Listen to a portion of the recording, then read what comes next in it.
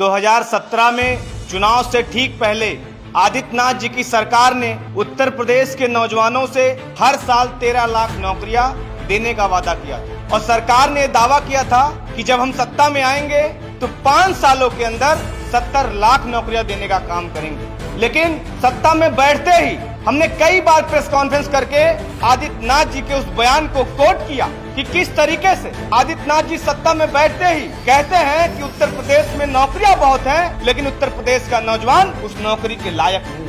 आज सरकार की नालायकी का प्रमाण पत्र देने के लिए, उत्तर प्रदेश अधीनस्थ सेवा चयन आयोग की नालायकी का प्रमाण पत्र देने के लिए ये महत्वपूर्ण प्रेस वार्ता आप सबके बीच में हो रही है। 2018 में ग्राम पंचायत अधिकारी की एक भर्ती आई और जब भर्ती आई तो उत्तर प्रदेश अधीनस्थ सेवा चयन आयोग की दूसरी भर्ती थी, दूसरे नंबर की भर्ती थी और इस सरकार में 2017 से 2020 तक कुल 12 भर्तियां निकाली गई उत्तर प्रदेश अधीनस्थ सेवा चयन आयोग के द्वारा। आपको जान के हैरानी होगी कि 28 अगस्त को इस भर्ती का परिणाम आता है जो 1953 पदों के लिए निकाली जाती है और 1953 पदों की इस भर्ती के लिए लगभग 14 लाख नौजवानों ने आवेदन किया। अगर एक नौजवान ने सिर्फ परीक्षा फॉर्म से भरने को लेकर परीक्षा फॉर्म देने तक मात्र 2000 रुपए खर्चा किया होगा तो इस सरकार को नौजवानों ने 280 करोड़ रुपए उनके खाते में डालने का काम किया, सिर्फ एक भर्ती से, ग्राम पंचायत अधिकारी 2018 की भर्ती से। लेकिन आप देखिए कि सरकार की मंशा किस तरीके से नौजवान विरोधी है। उत्तर प्रदेश के नौजवानों को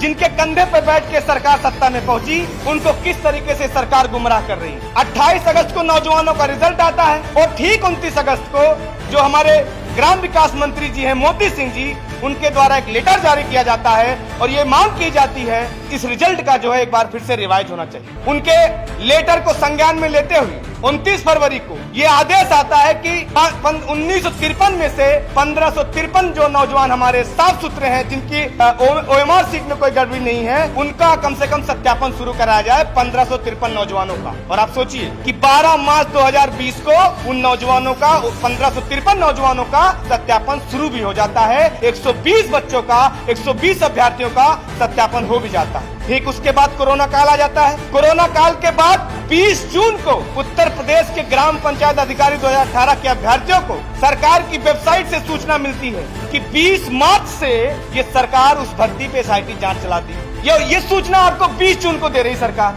आप सोचिए किस तरीके से नौजवानों को गुमराह कर रहे हैं आप। उसके बाद SIT की जांच दिसंबर 2020 में पूरी होती है और उस जांच में क्या हुआ, क्या निकला, किसी को कुछ जानकारी नहीं। और अभी ठीक कल इस सरकार ने तुगलकी फरमान जारी किया, नौजवान विरोधी फरमान जारी किया और सरकार ने कहा कि जो भी भर्ती ग्राम पंचायत अधिकारी 2018 की निकली थी वो भर्ती निरस्त की जाती है। आपने कमरे में बैठ के अधिकारियों के दम पे आपने उत्तर प्रदेश के नौजवानों के खिलाफ एक फैसला ले लिया। आदित्यनाथ जी, आपने कतई एक बार नहीं सोचा कि इस भर्ती को भरने के लिए लाखों नौजवानों ने अपना नौकरी छोड़ दी, अपनी तमाम परीक्षाएं छोड़ दी और जो 1553 1953 नौजवान थे उन्होंने तमाम तरीके की नौकरियां छोड़ दी जहां उनकी नौकरियां लग चुकी थी। तमाम मैसेजेस आ रहे कल से, किसी के पिताजी मजदूरी करते थे, किसी के पिता ने अपना खेत भी रखा था, कोई बच्चा 5 साल 6 साल 10 साल से इलाहाबाद मेरठ लखनऊ में तैयारी कर रहा था, 8 बाई 10 के कमरे में तैयारी कर रहा था, आज वो अवसाद ग्रसित हो गया। तमाम नौजवानों से रिपोर्ट मिल रही है कि आगरा में, इलाहाबाद में और तमाम जनपदों में हमारे कुछ अभ्यर्थी जो इस भर्ती से जुड़े हुए थे उन्होंने आत्महत्या कर ली।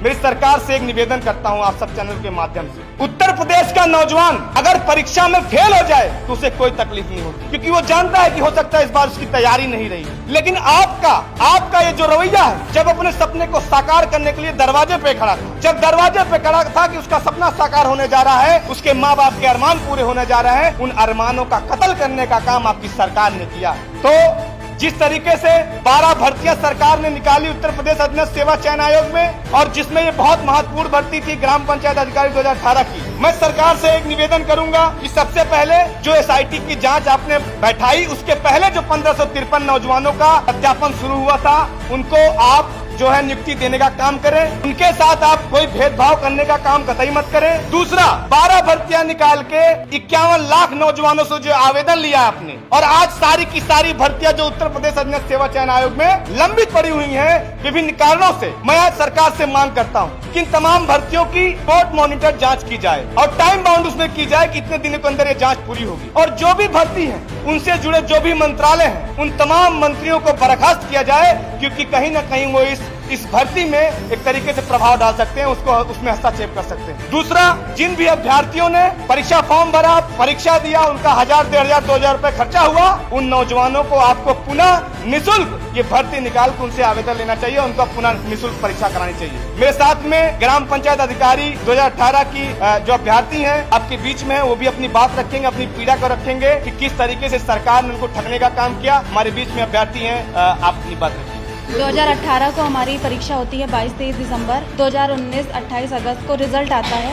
उसके बाद भी काफ़ी जांच के बाद ये रिजल्ट आता है। उसके बाद भी डीवी डेट जारी करने में ये बहुत समय लेते हैं। उसका रीज़न बताते हैं कि जांच चल रही है, मैनुअल जांच करा रहे हैं, कुछ प्रॉब्लम हो गई है तो जांच चल रही है। उसके बाद फिर डीवी डेट भी जारी हो जाती है। डीवी कुछ 120 लोगों का डीवी भी हो जाता है। उसके बाद एसआईटी बता देते हैं हमें 20 जून को।